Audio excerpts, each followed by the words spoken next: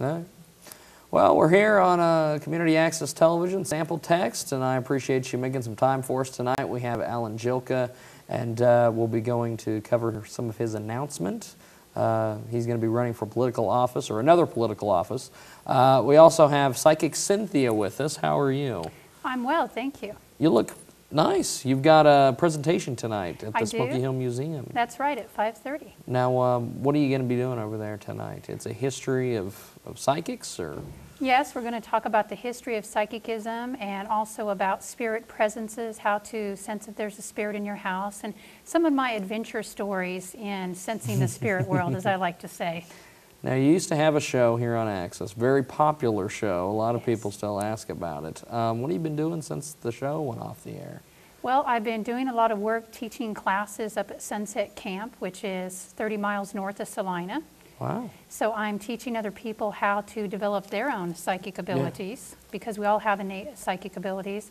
I've also been working on a couple of books, doing some websites. So you still do the radio thing in Wichita? Yes, I do have at least once a month on the second Wednesday radio show on Power 93.9. Well, that's cool. So you've got, I'm sure, all sorts of requests all the time for all sorts of different things. Before we went on, you mentioned that you have people call you up for lost keys. What are some of the odd answering machine requests that you have? Well, lost keys, lost animals, which I have a big heart for animals, so I'm kind of inclined to sometimes answer those. And one of the calls that actually my husband took while I was traveling recently was somewhat funny but somewhat sad, where a girl had lost her car to her boyfriend, who was off joyriding with it, and also her cell phone, and wanted to know what to do. And my husband, although he's not psychic, was able to offer some advice about the police. Well, there you go.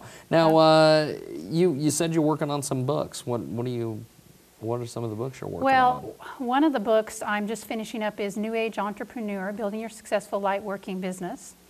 And, you know, I've actually been doing a lot of CD recordings of these different classes and channeling things. So that's kind of been a big thing, too, along with the books, are the CD recordings. Now, you mentioned you're doing camps. What is, if I were to go to one of your camps, what's a typical layout for one of these? Well, when I do the classes once a month, except for December and June, but all the other months on a Saturday. The next one's October 17th. Yeah. The classes start at 2 and go till about 5:30 with breaks, of course. And we go over some psychic theory. For instance, last time we talked about clairaudience, which is the gift of psychic hearing. And then we did some exercises to help people stimulate that, and that included doing some toning and chanting and different things, and just really practicing closing your eyes and listening. Well, that's cool. And then we do readings for each other.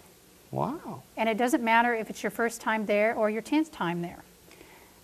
With the techniques that we learn in the class, people are able to do at least short, brief little readings for each other.